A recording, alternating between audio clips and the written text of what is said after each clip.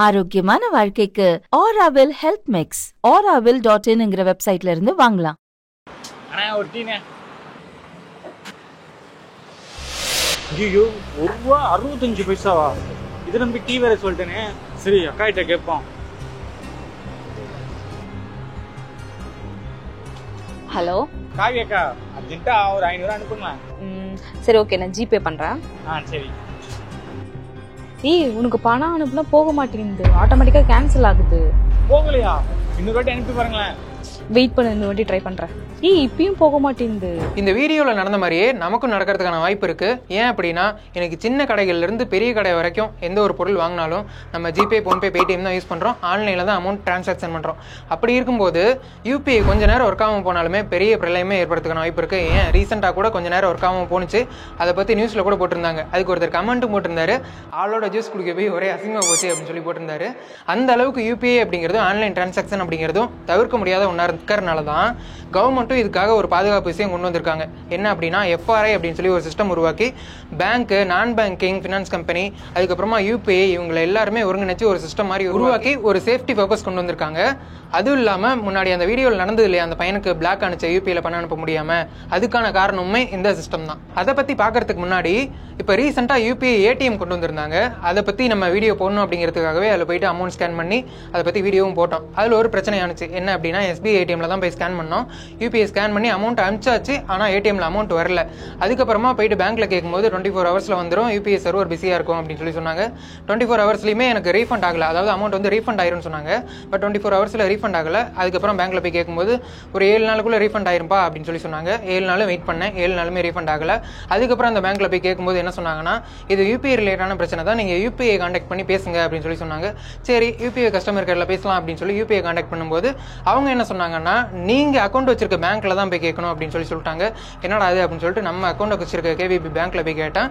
அங்க என்ன சொல்லியிருந்தாங்க அப்படின்னா, ஸ்டேட்மெண்ட்லாம் எடுத்து பார்த்துட்டு, ஸ்டேட்மெண்ட் கூட கொடுத்தாங்க. ஸ்டேட்மெண்ட்லாம் எடுத்து பார்த்துட்டு உங்களுக்கு வந்து அமௌண்ட் வந்து ரீஃபண்ட் ஆயிருச்சு அப்படின்னு சொல்லி சொன்னாங்க. ரீஃபண்ட் ஆயிருச்சு, ஆனால் மெசேஜே வரலையே அப்படின்னு சொல்லி கேட்கும்போது மெசேஜ் வரதுக்கான வாய்ப்பு கம்மி தான் அப்படின்னு சொல்லி சொன்னாங்க. இந்த மாதிரி விஷயத்துக்குலாம் ஓகே, எனக்கு அமௌண்ட் வந்து ரீஃபண்ட் ஆயிருச்சு, அதனால பிரச்சனை இல்லை. ஒருவேளை ரீஃபண்ட் ஆகலை அப்படின்னா நான் என்ன பண்ணுறது அப்படின்னு சொல்லி கேட்டேன். ரீஃபண்ட் ஆகலை அப்படின்னா கிளைம் ஃபார்ம் ஒன்று இருக்குது, அதை நீங்கள் எழுதி கொடுக்கணும்னு சொன்னாங்க. அதுக்கான ஃபார்ம் வந்து இதான் கிளைம் ஃபார்ம் அப்படிங்கிறது.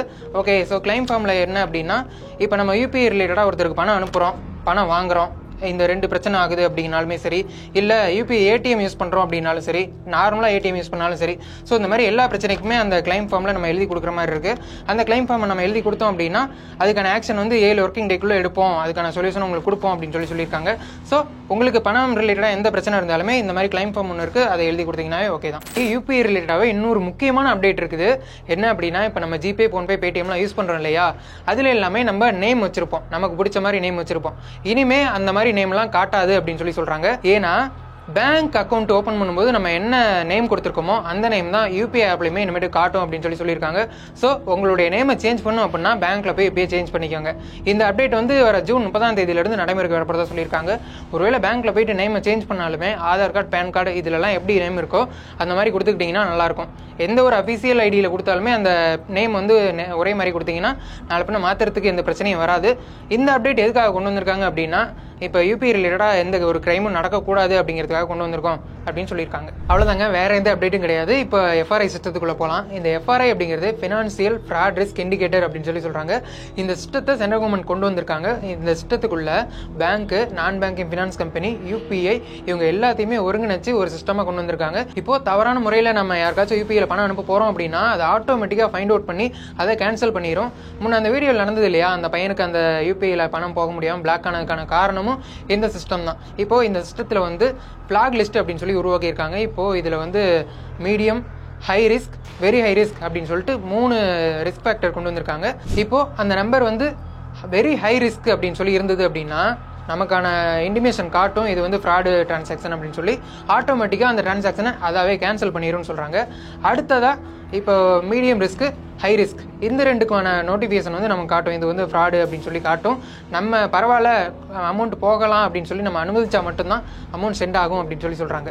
ஓகே, இந்த ஃபிளாக் லிஸ்ட்டில் நம்மளுடைய மொபைல் நம்பரையோ அல்லது எந்த மொபைல் நம்பரை ஆட் பண்ணுவாங்க அப்படின்னா, இப்போ ஒரு நம்பர் வந்து அதிகமாக ரிப்போர்ட் ஆகுது, சஸ்பீசியஸ் நம்பர் அப்படின்னு சொல்லி ரிப்போர்ட் ஆகுது அப்படின்னா அதோட ரிப்போர்ட்டுக்கு தகுந்த மாதிரி எத்தனை முறை ஆயிருக்கோ அதுக்கு தகுந்த மாதிரி அந்த ரிஸ்க் ஃபேக்டர் அப்படிங்கிறத மெயின்டைன் பண்ணுவாங்க.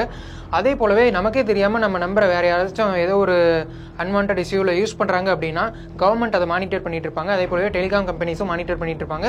இவங்க தான் இதை ரிப்போர்ட் பண்ணி ஸ்பேம் ஆர் ஸ்கேம் அப்படின்னு சொல்லி ரிப்போர்ட் பண்ணுவாங்க. அதை ஃபிளாக் லிஸ்ட்டில் என்டர் பண்ணுவாங்க. ஓகே, இப்போது நமக்கே தெரியாமல் இந்த லிஸ்ட்டில் வந்து நம்மளுடைய நம்பர் இருந்தாலோ அல்லது இருக்குமோ அப்படின்னு சொல்லி ஃபீல் பண்ணாவோ எப்படி கண்டுபிடிக்கலாம்னா, ட்ரூ காலரில் நம்மளுடைய நம்பரை என்டர் பண்ணோம்னாவே அது அந்த லிஸ்ட்டில் இருந்தது அப்படின்னா ஸ்கேம் ஆர் ஸ்பேம் அப்படின்னு சொல்லி காமிக்கும். அப்படி இல்லை நம்மளுடைய ஃப்ரெண்டுக்கு கால் பண்ணோம் அப்படின்னா டிஸ்பிளேலேயே காமிக்கும் அது என்ன பேரில் காட்டுது.